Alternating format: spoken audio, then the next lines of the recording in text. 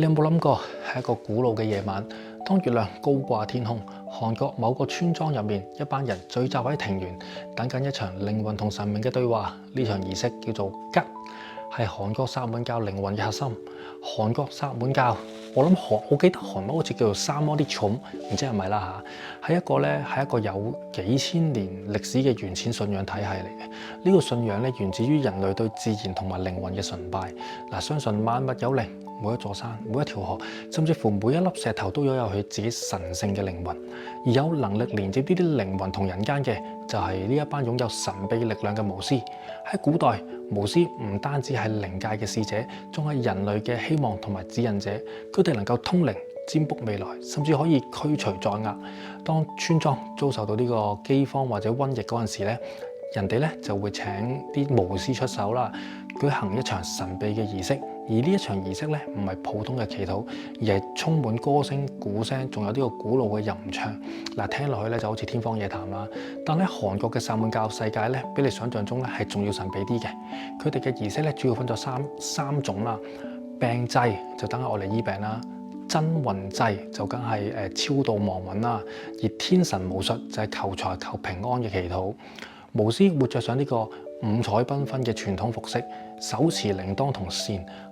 喺呢個鼓聲同埋呢個神秘嘅吟唱聲裏面咧進行呢個儀式，令到呢個咧靈界大門打開。每一場儀式咧都係驚心動魄嘅靈異故事嚟嘅，就好似將你帶到去另一個世界咁。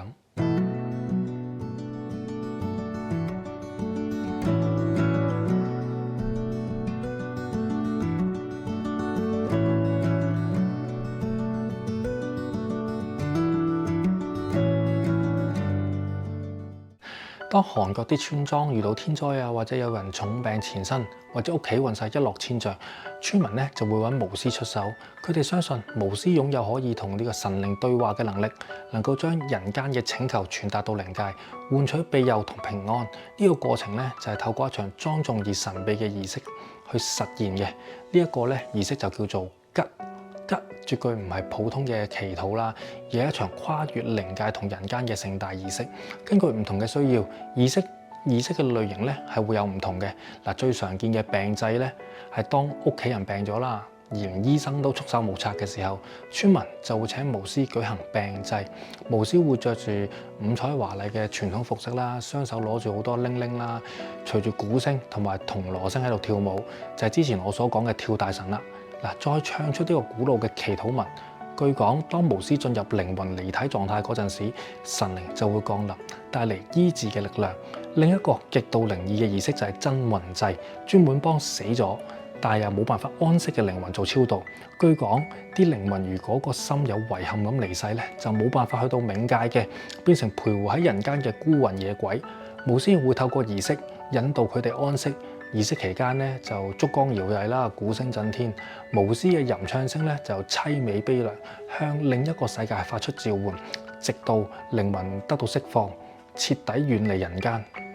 仲有一種儀式叫做天神巫術，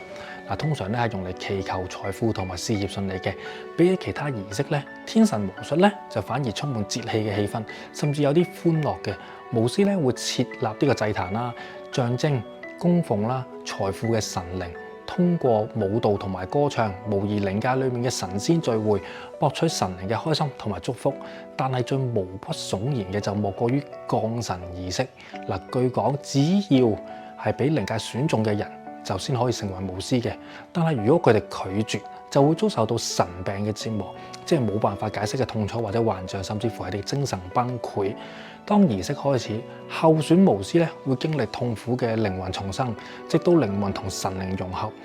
正式成為呢個薩滿巫師。呢個神秘嘅儀式咧，直到今日嘅韓國嘅村莊啊或者城市入邊咧，都會有秘密嘅進行緊嘅，保留住呢個古老嘅靈異傳說同埋神秘嘅故事。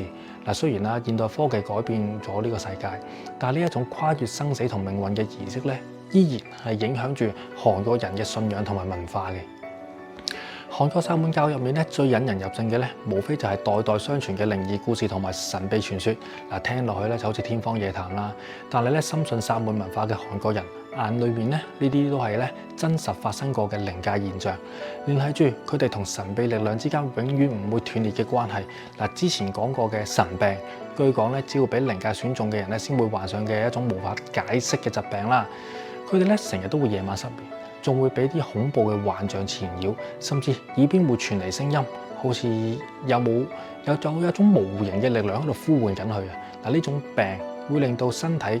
劇烈痛楚，精神幾乎崩潰，就好似靈魂被綁架咗一樣。嗱，當神病降臨嗰陣時咧，唯一嘅解決方法就係進行呢個降神儀式。嗱，儀式通過由資深巫師主持，必須深夜嗰度進行，要選擇靈力最強嘅神壇。儀式裏面咧，候選巫師會着上好靚嗰啲巫服啦，頭戴彩帶，雙手又握住個鈴鈴啦，跟住咧就會跟住啲鼓聲喺度狂跳舞嘅，好似直到咧靈魂降臨嘅喺佢哋嘅，即係嗰個神靈啊降臨喺佢哋身上。嗱，據講咧儀式咧喺最後階段係最危險嘅，巫師咧係會通靈狀態裡面接受呢個靈魂嘅測試。如果神靈接納咗呢位候選巫師咧，佢就會獲得預知未來嘅能力同埋通靈嘅天賦。但係如果被神靈拒絕嘅話咧，佢就會咧永遠困喺呢個幻象同埋痛苦入面，甚至可能喺呢個精神錯亂裡面消失。韓國民間咧仲有個傳說，話有人因為拒絕成為巫師，最後咧就神秘失蹤，留下咗永遠冇辦法解釋嘅謎團。除咗神病，仲有一個喺偏遠韓國鄉村流傳咗好耐嘅毛骨悚然嘅故事，就係鬼婚。嗱，據講咧有一啲早死嘅年青人，靈魂又唔肯投胎喺人間徘徊。如果咧屋企人咧冇辦法接受呢一個悲劇咧，佢哋會請巫師舉行呢個靈界婚禮，將兩個亡靈結為夫婦。呢種儀式咧充滿住懸疑同埋禁忌，成功嘅話靈魂就會升天，但係如果儀式失敗咧，就會引發呢個極大嘅怨氣。喺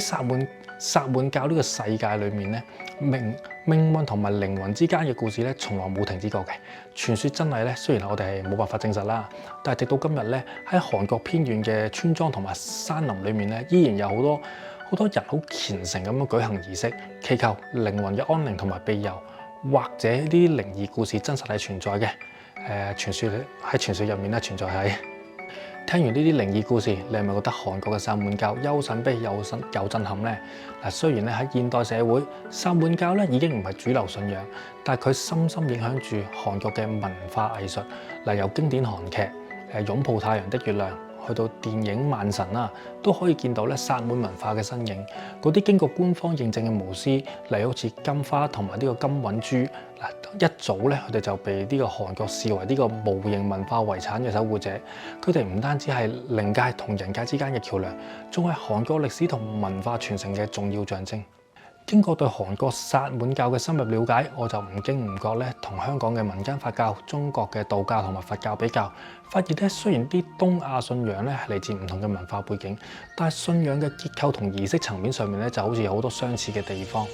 香港嘅民間佛教咧就講求驅邪治病啦，靈異信仰同儀式感咧就好濃厚嘅。咁啊請神跳神、安靈祭祀之類嘅儀式，同韓國薩滿教裡面嘅吉啊，係有呢個異曲同工之妙，兩者咧都好注重靈界嘅干預，儀式咧都係由專業嘅靈媒主持啦，充分體現出深厚嘅超自然信仰。中國嘅道教強調人同自然之間嘅和諧，透過祭天祈福之類嘅儀式同天地神靈溝通。嗱，呢一點咧同韓國嘅薩滿教入邊嘅拜祭山神啊、河神之類啊，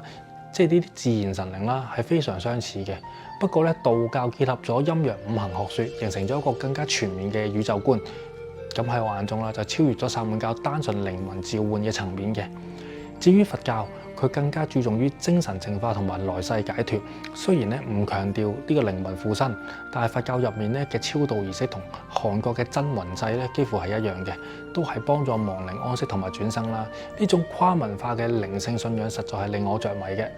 展現咗東亞宗教文化深厚嘅歷史聯繫。如果你對韓國薩滿教有更加多嘅興趣嘅話，記得俾個 like 同埋訂閱我頻道，喺下面留言話俾我知你最想知道嘅韓國靈異故事啊！